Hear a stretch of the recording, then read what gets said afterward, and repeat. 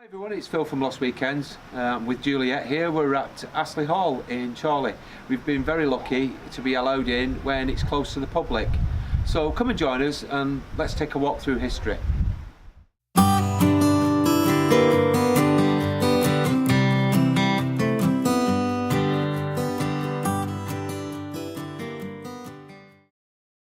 Welcome to Astley Hall.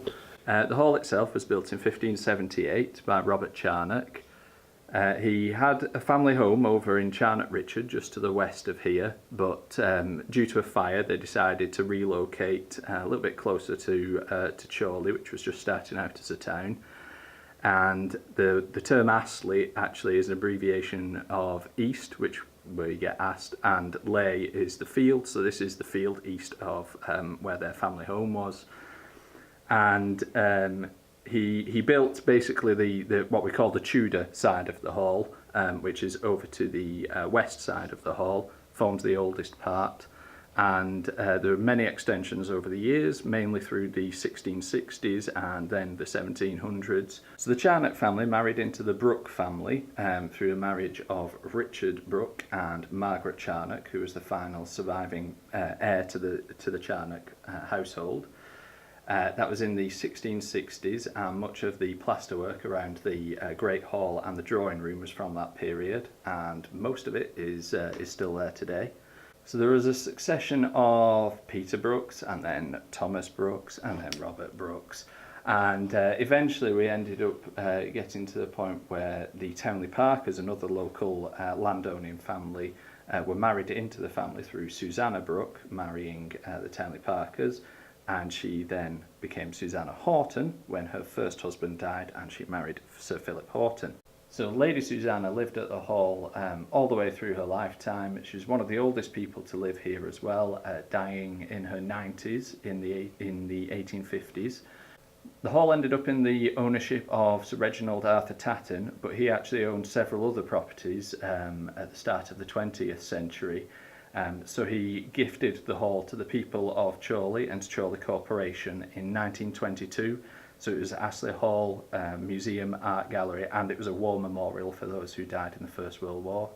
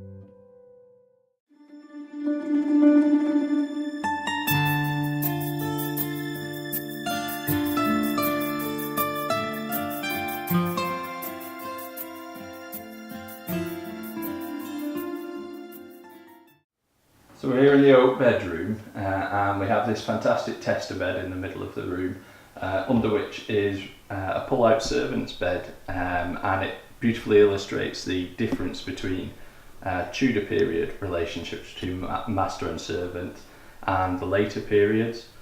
In earlier times, you'd have the servant sleeping on the bed next to the master, basically ready to help out in the middle of the night should nature call or anything else.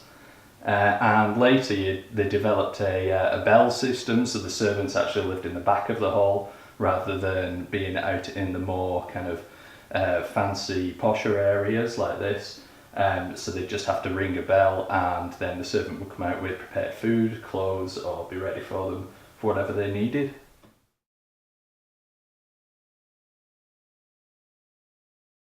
Okay, so we're in the butler's bedroom here, which is one of the later additions to the hall. So I mentioned earlier about the change in relationship between master and servant. So we're actually at the back, the north side of the hall here. The butler's bedroom is obviously a lot more modest. This is the upper butler though, who would have this room. So he did have his own fireplace, which is considerably bigger than the other servants' fireplaces. The room next door, for instance, doesn't actually have a fireplace. It's one of the few that doesn't. It does have these little exhausts going through the wall, which would kind of move some of the heat on into the next room. But you also have this staircase that goes down to what is currently one of the storerooms below here, but it would actually have been used to dry out game, to air out game as well, which would hang in the windows down there. And on the other side of the servants' quarters, we have another staircase that goes down to the courtyard as well, then to get down to the kitchen.